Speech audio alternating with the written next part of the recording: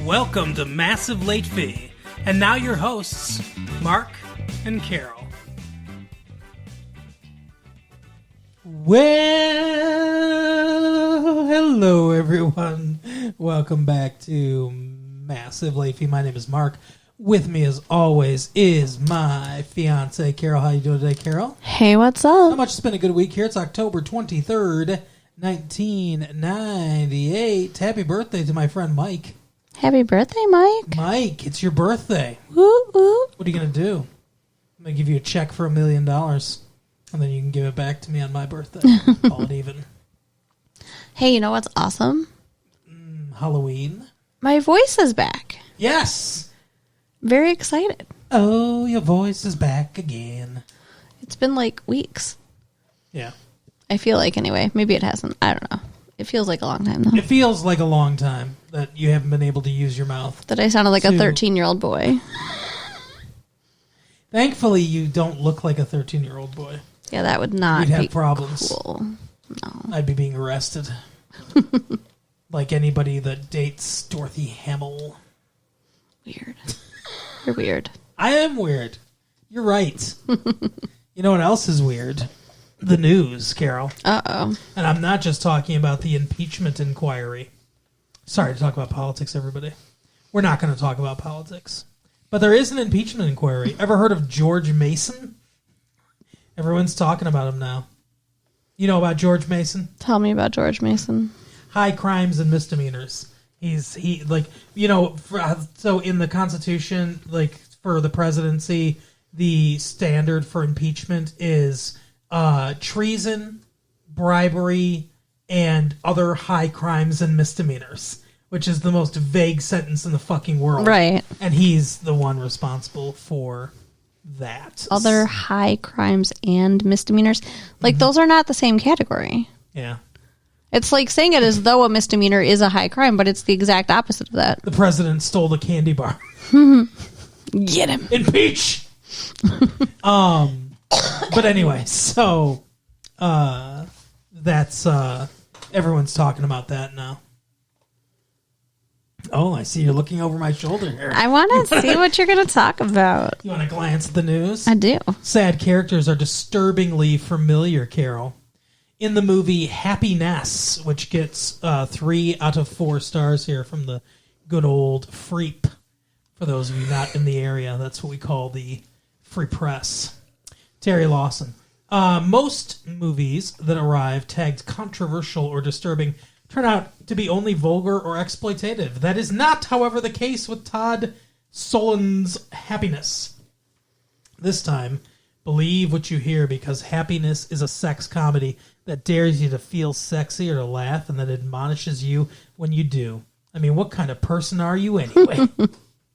Finding out who people are and what they really want and need obviously fascinates Solondz, whose second film, Welcome to the Dollhouse, looked at the world through the thick glasses of a geeky teenage girl. Oh, I remember this movie. Solondz himself is a self-styled geek with thick glasses. With Happiness, Solondz has made it hard on himself.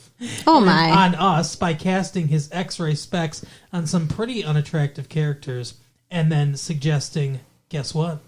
They aren't that different from ourselves. Some people will take offense at that alone, but there's plenty else to take offense at in this long 2 hour and 20 minutes, often excruciating film, which was ditched by its original distributor after the company's chairman got the word that one of its characters was a pedophile. Oh, wow. Who wasn't treated as the personification of evil. Have you seen this movie? No. Have you? Yeah, I snuck out and saw it. What the fuck, man? I snuck out and How do you have time to go see any movies without me, you Without asshole? you. I saw it with the aforementioned Mike, and that explains it. It's it's something. Let me tell you. To the contrary, he's an attentive husband, a super father, and an asset to his community when he isn't molesting his son's friends. Oh my god. Yeah, there's a. Are you interested in this? I think this movie would really disturb you. But yeah, I don't want to see it. Okay. There's a scene where he's talking to his son. This, I think, is the epitome of, like, you'll get an idea of how disgusting this movie is, right? he's talking to his son. His son's friend has came over before. He drugged the kid's milk or whatever, and then molested him. The son's friend that was staying there. The son, like the son's friend, figured it out. Like, I got molested or whatever. And so they're coming after him or whatever. He's sitting in his living room, the dad, basically waiting for the cops to come, and the son's sitting there. They're having this conversation, and he's basically like saying, like, yeah, I am this way or whatever. Like, I can't help it. Like, I've always been this way. And it's kind of just like a sad scene or whatever. And the son's like, have you ever done it to me? And he goes, no. And he's like, he like strokes his hair or whatever. He's like, no, I never would or whatever. He's like, I just watch you while you sleep and masturbate. Oh my God. Yes. To his own son. That's disgusting. The guy, the actor that plays the character is a really good actor too, which his name's Dylan Baker. He's not famous or anything, but he's been like in a few things here and there, and he's really good at being like fake pleasant and everything, and it makes it all the more disturbing. It's really fucking messed up.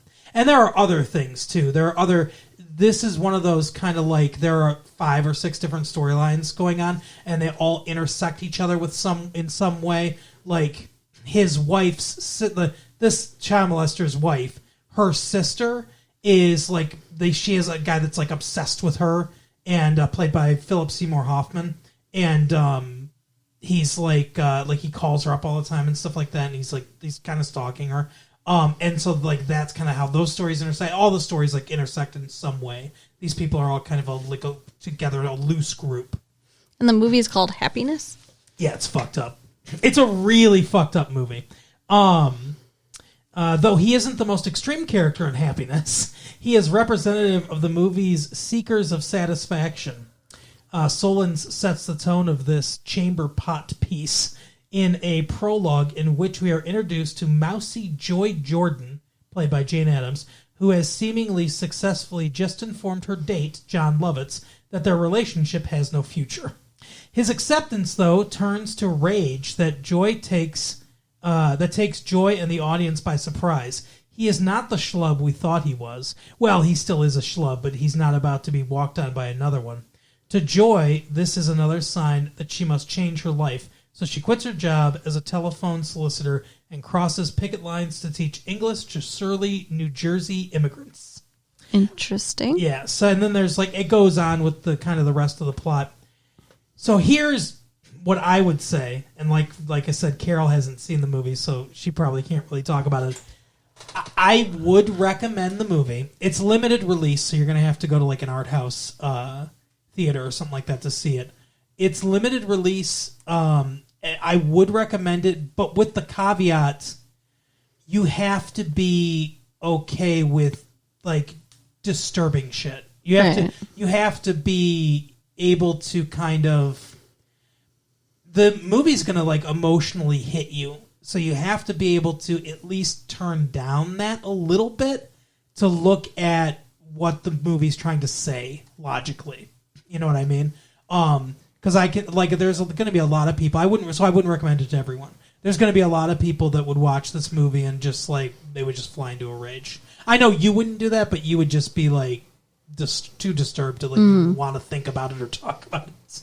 Yeah, I wouldn't enjoy that movie. It's one of those kind of movies. So I would give it a recommend, but you know yourself. You know if you would like this or not. Yeah, you know if you like child molester movies, you freaks. Jesus Christ! You think I like child molester movies? What the fuck? Well, you didn't exactly say you like it. I thought it was an effective film.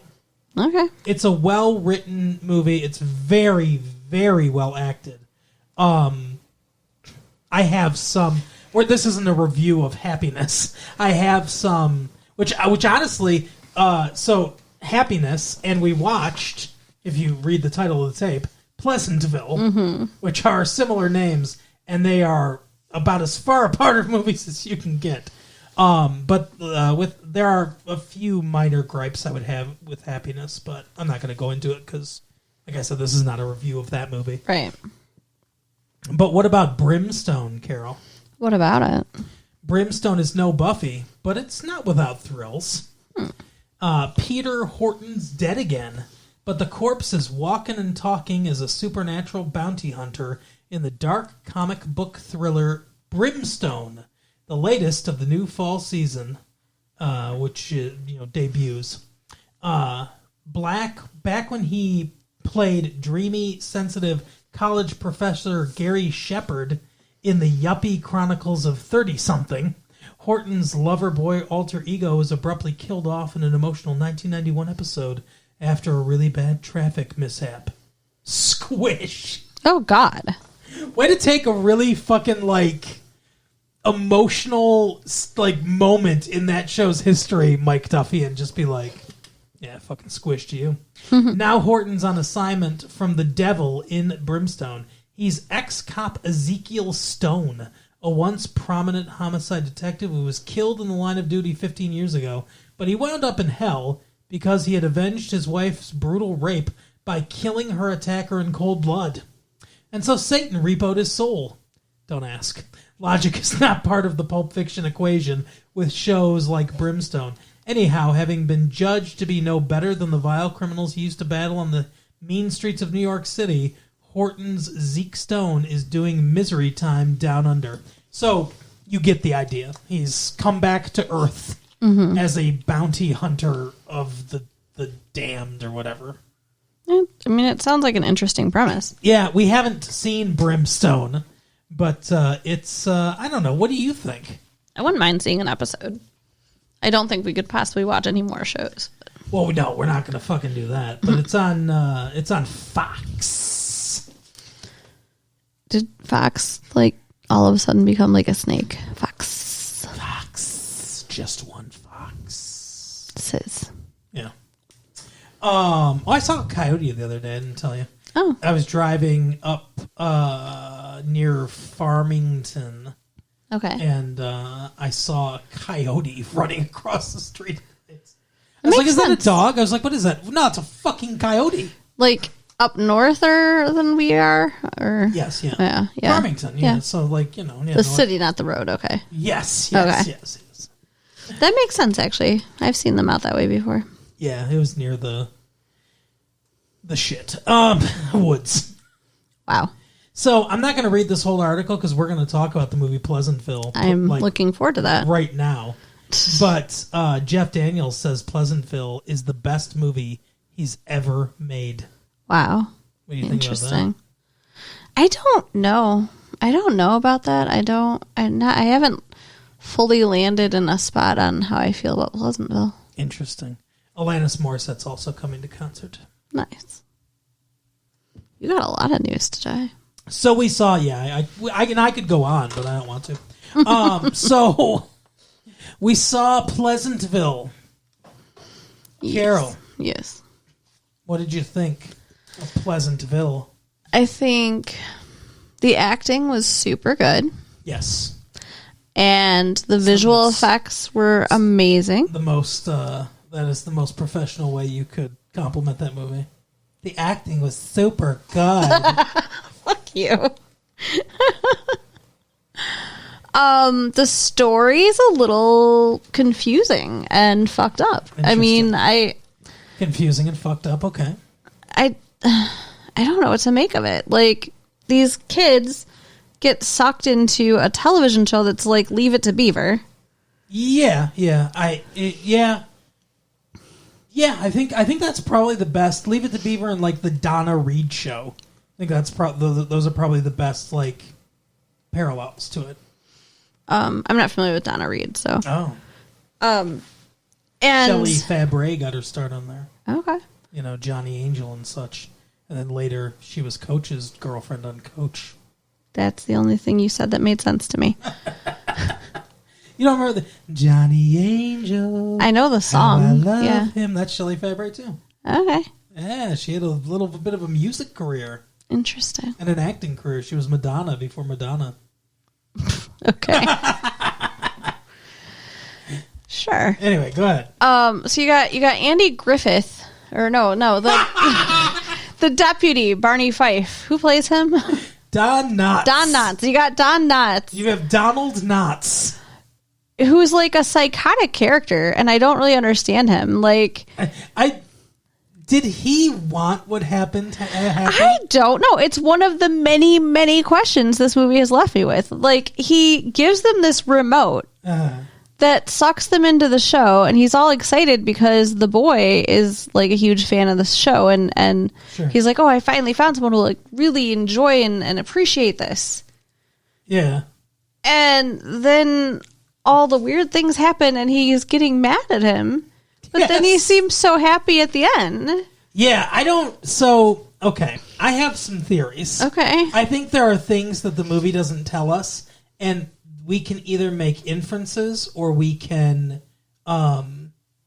Or we can just make it up in our own head. I mean, like, you can call it whatever you want. Real quick, though, did you recognize the dude from the main character, the main guy? His name is Tobin Maguire. Tobey Maguire, yeah. He was in Fear and Loathing in Las Vegas. He was that hitchhiker that they fucking picked up. Oh, yeah. I knew like he looked familiar. Crazy and shit. Yeah. Yeah, he was, and he's been in a couple other things, but like, he was in that movie, The Ice Storm, but we didn't talk about it. We didn't talk about it on the thing. But yeah, he was in that. Like, I recognized him. I was like, who is this Tobin Maguire? And then the girl playing his sister is Reese Witherspoon. Yeah, sounds delicious. Interesting. Reese Witherspoon. Does it make you want to eat Reese's with that spoon? Yeah, what do you think, like, about that name? I don't know. I never really thought about it. Reese Witherspoon. I heard that that actress got assaulted, though. Reese. Oh, is she okay? No, I'm just. Come on, you were supposed to say Witherspoon, and I was going to say no with a knife. You're such a freak. Come on, like that would have been hilarious, but we were already talking about her, so like, yeah, it doesn't work out. She was in. You liked that one movie she was in. The Man in the Moon or something like that. Mm-hmm. I know you like that one. And we saw Fear. She was in that. She was excellent in that. And we did. There's a movie called Freeway that she's in. I don't think we talked about that on the show. And then I don't think we didn't talk about Overnight Delivery either, did we? Nope. Okay. So just asking questions, everybody. Relax. So back to Pleasantville. Yeah, Pleasantville. We were talking about the actors. There are other people in here too. Joan Allen's in here. That's who, the dad? Joan Allen. That's the mom. Oh, I thought you said Jonah. No, and that would be a guy. Jonah? Yeah. Oh, yeah, I guess so. And then the fuck? William H. Macy's the dad. Okay. He was in Fargo. Yeah, I knew I recognized him. And then Detroit's own Jeff Daniels. Everybody.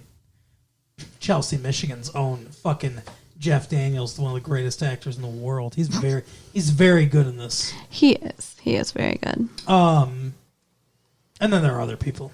And there are artists who did amazing things in this movie too. Like there's a lot of really good art. Really good things happening in this movie. Yeah. So spoilers for everybody. I fucking loved this movie. I think this is the best movie I've seen this year. Wow. This would be my pick for the Oscars this year. Okay. I think this movie may be as much of a technical achievement as Who Framed Roger Rabbit was in its era, and I think the blending of the technical with the human element of the story, it's beautiful. It's not special effects for the sake of special effects. It's special effects in service of this very human story. I don't know. It's just the way the movie is ended, I think, ruins the movie. Interesting.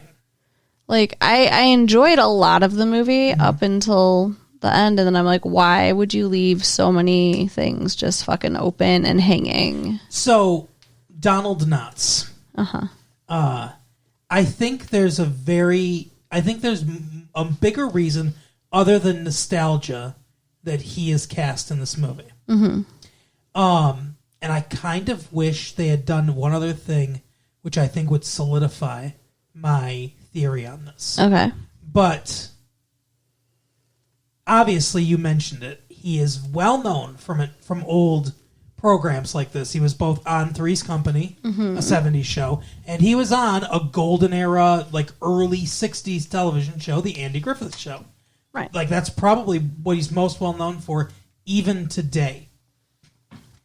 I think his character is a refugee from that world, the TV dimension. Okay. I think, like very clearly, they get sucked into Pleasantville. They get sucked into the TV and everything.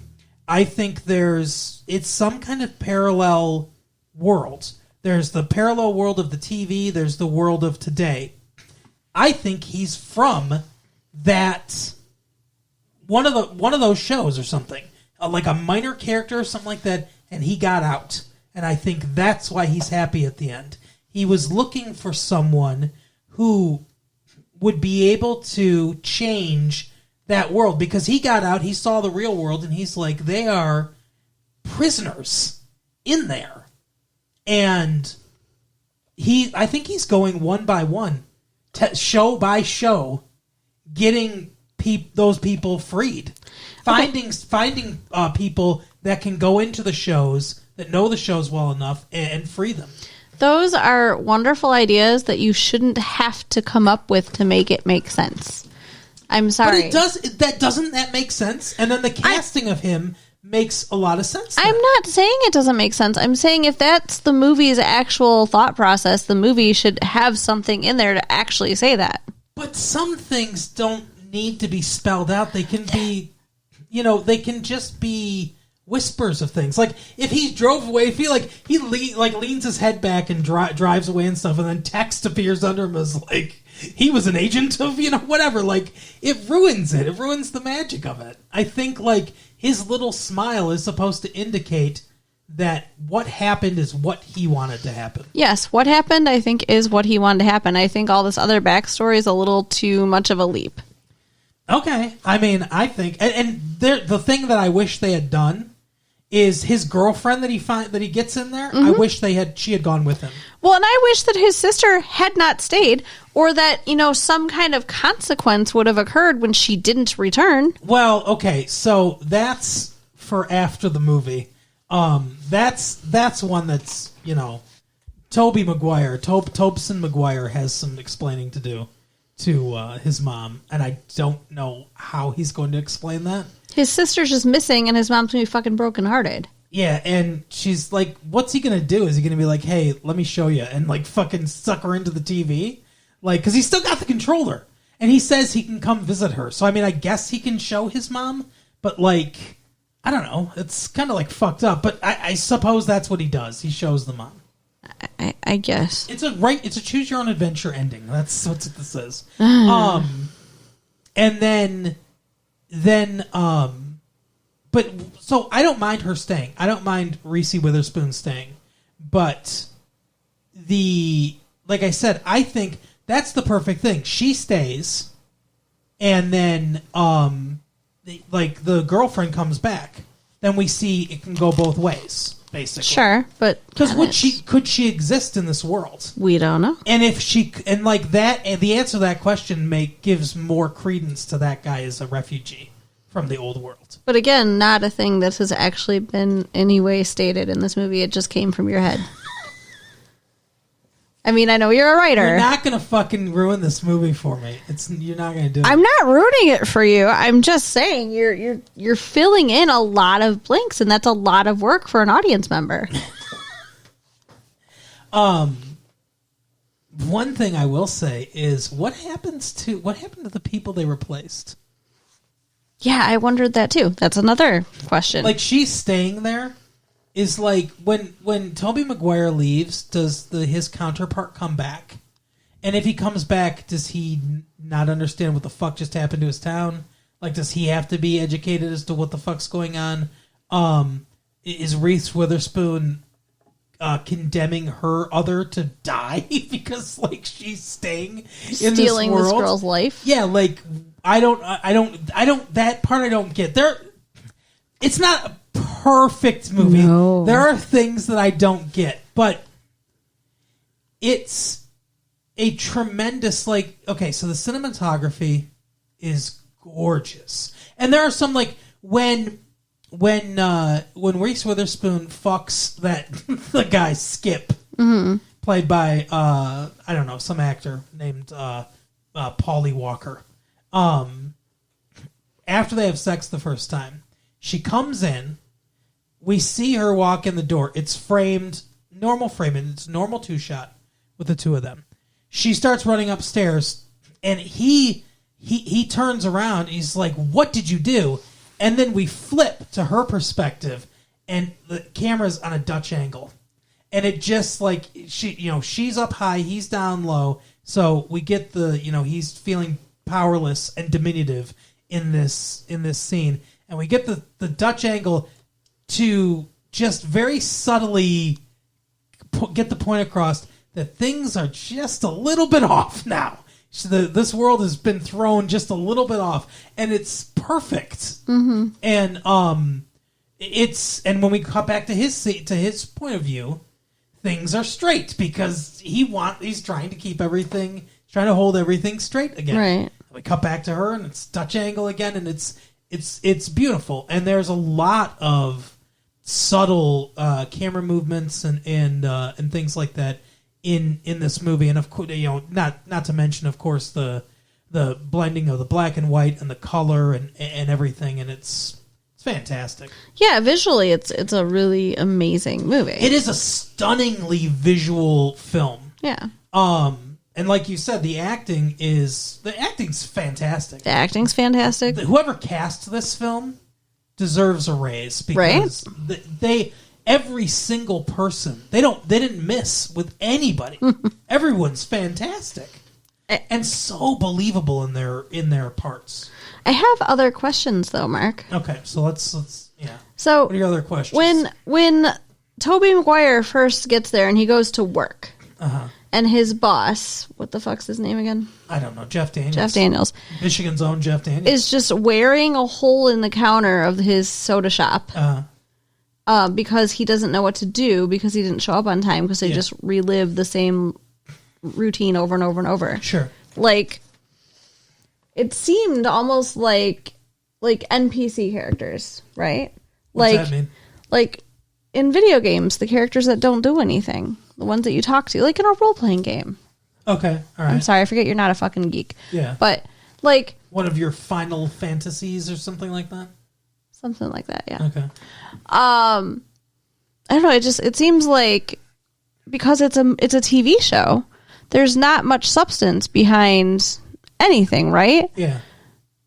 But they're actual people. Yes. It's like they didn't grow up. I mean, like the parents, they never had sex. Yeah, but they have kids. The mom asks what sex is. Right. So, like, how real is this world really? I mean, it's like, I guess it becomes real as it goes on, but I don't think it was real to start with. No, I do. I think, so there are other movies and books, a lot of books, more than movies, about this kind of thing, which is basically like people who are like creative types, like writers. They always, well, not always, but I think pretty much anyone that's ever written seriously and for a long time has thought to themselves, what is the nature of reality?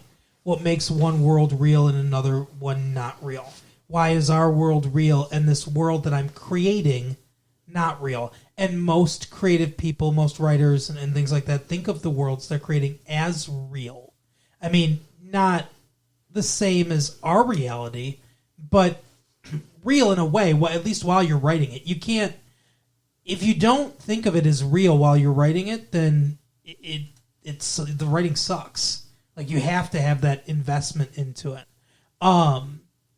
And so there's a lot of books about once something's created, it becomes real and alive, and you can visit there and stuff like that. Like that movie, Cool World. Yeah. Like there are things like that where it's like, oh, this is fiction in our world, but if you can actually go down there, it's really real because you created it.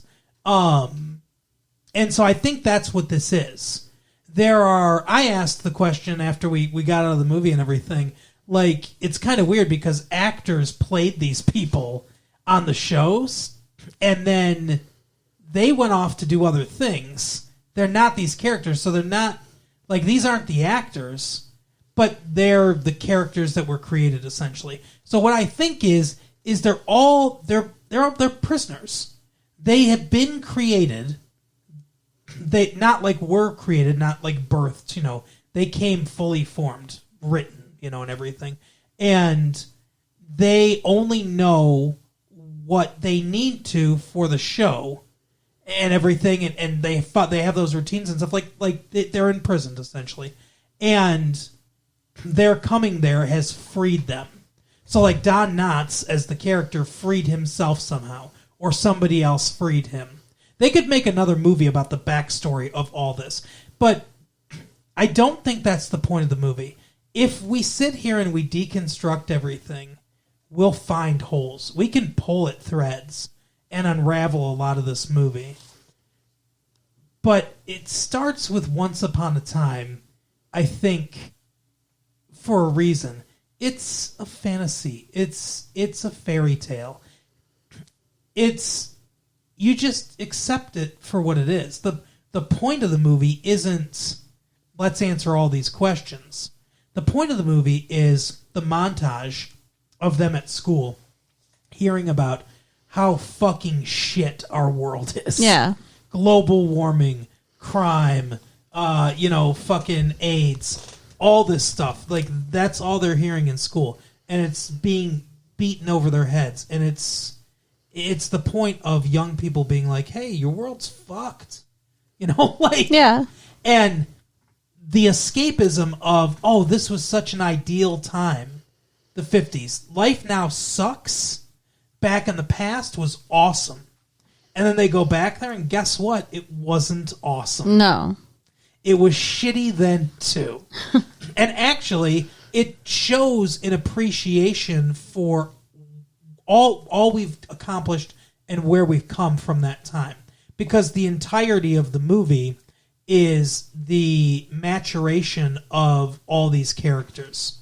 Yeah. And their arc from nobody into brilliant artists, or passion, like emotion.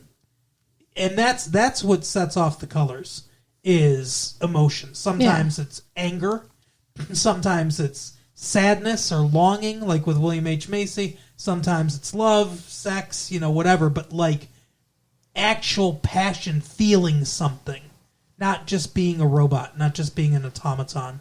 And I think that's what the movie's about. The movie is about, don't just fucking listen to all this doom and gloom and sit there and turn off your emotions and be like, I can't do anything and whatever.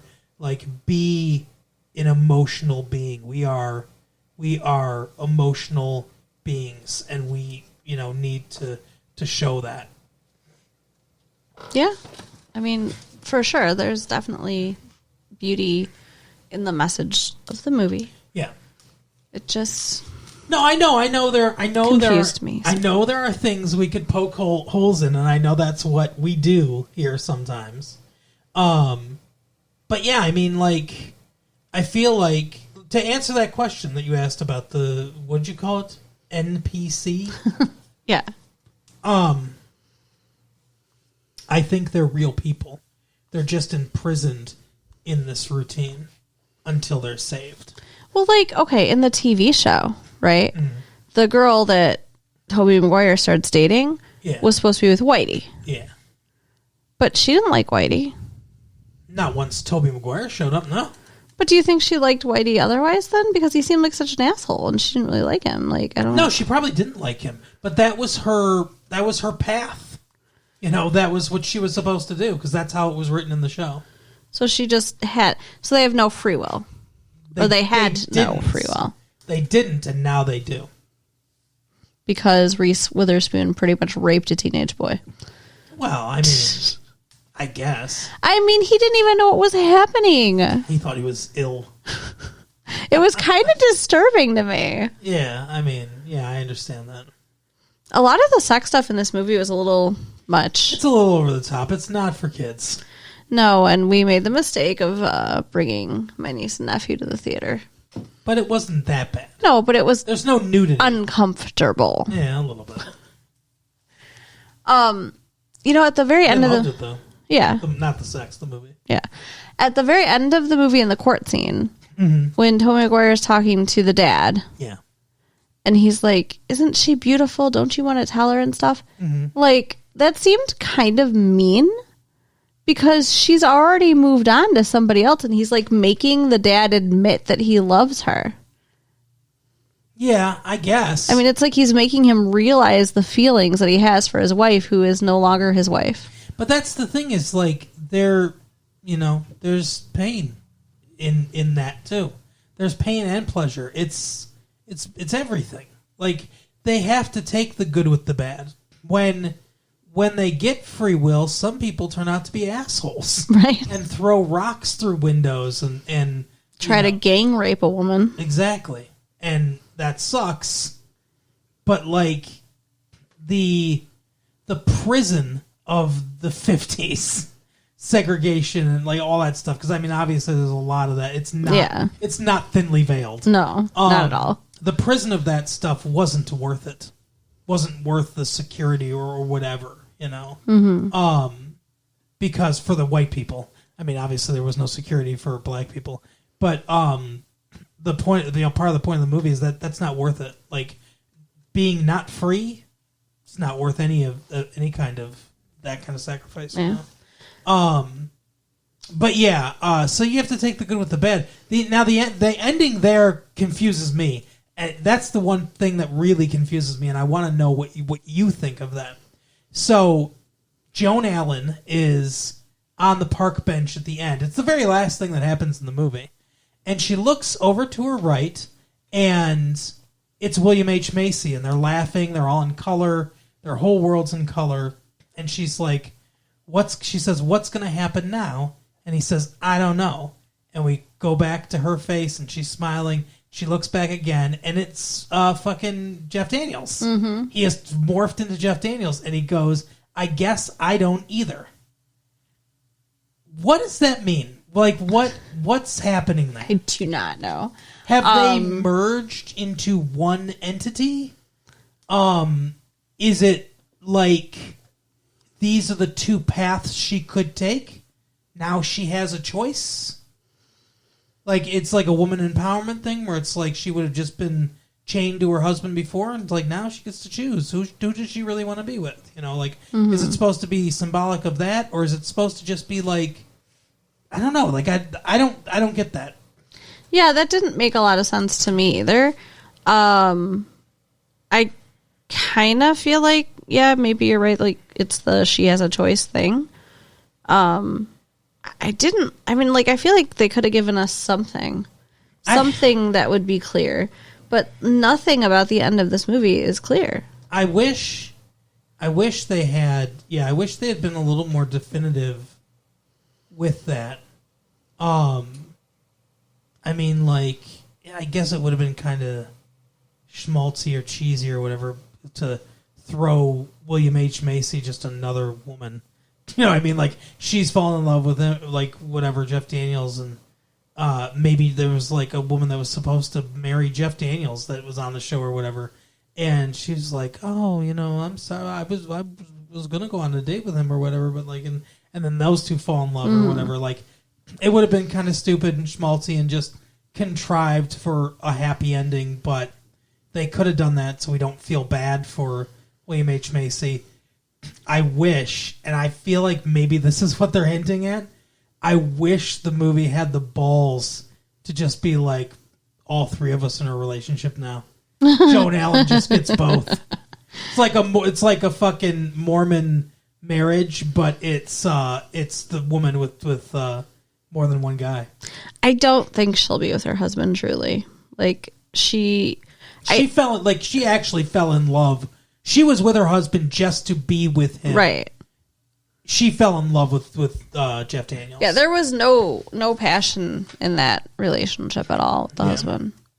Like, when she learned about sex, she's like, well, your father would never do that. Right. And even before she knew sex, she was eyeing the other guy. Jeff Daniels, yeah.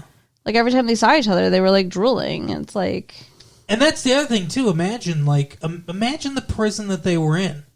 If they ever shared a scene, maybe they never even shared scenes, I don't know. But if they ever shared a scene, or if they ever passed each other on the street or whatever, they just, like, stared at each other, and then she just has to go home to her husband because that's what's supposed to happen.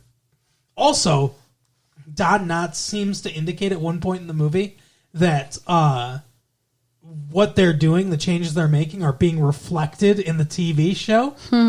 Because he's like, I don't like what I'm seeing on these reruns, but it's clear that he can just see what's going on. Because when they come back, like, the announcer's like, that was the first hour of the fucking Pleasantville marathon or whatever. That's exactly what I said. Yeah, it's like, gather the kids, everybody, watch this shit. Watch these ads. But, like, so it's clear that the show's not actually changing, which makes sense. The show, as filmed and everything, is the facade. The world underneath that is what was created by the creative types that created this show. But it's underneath the facade, so the outside world doesn't see it. Well, yeah, I mean, the husband and wife seem happy in the show, I'm sure. Yeah. They did not seem happy in the movie. No, they're not having sex either. No. Either way, I guess. But yeah, any other questions? No, I think that was probably it. So, you really wouldn't recommend it, huh? No, I would. I never said I wouldn't. Okay. I just said that I have questions and I found it confusing. But I mean, like, it's a beautiful movie. There are loose ends. There's a ton of, like, fantastic scenes and fantastic acting, and it makes you think. I mean, it's not a bad movie, but I'm not in love with it like you are, because I feel like there was too many loose ends. Yeah, there's loose ends in the movie. And it's one of those movies where I feel like I might have to watch it a few times to fully understand everything that's going on. Yeah. Because I think there is definitely stuff, like I said, that's overt about racism, about sexism, about life, how it used to be, and everything. And the revolution. Like, I don't think it's coincidence that sex is the first thing that happens, and, like, the sexual revolution happens, and then the music revolution happens, and then eventually drugs would probably come into fucking play too. Like, because that's the 60s. Like, right. A lot of this movie is basically just a retelling of the 60s. Yeah, moving from the 50s to the 60s. Yeah. The one thing that was out of place, if we're looking at that was the book burning. That was a lot further back in history. Well, yeah, that was more the 40s and stuff. But, like, censorship in general, I guess, from the 50s, like... That was a weird thing, too, that the books were fucking empty. Like, how is this a real world when they're literally living in a set with empty books? I mean, it's so weird. Well, like I said, they never did anything that they... How do I explain it? They were templates, but conscious, like, given consciousness. But they were like templates, and they knew just whatever the creatives poured into their character. I wonder if they needed food. Like, how real and alive are they? The toilets didn't exist. Yeah, that's another thing. There are no toilets. How did they handle that? They show that there are no toilets, and it's a problem for a second, and then it's just, well, whatever, we'll just gloss over that for the rest of the show. Well, there's no problem.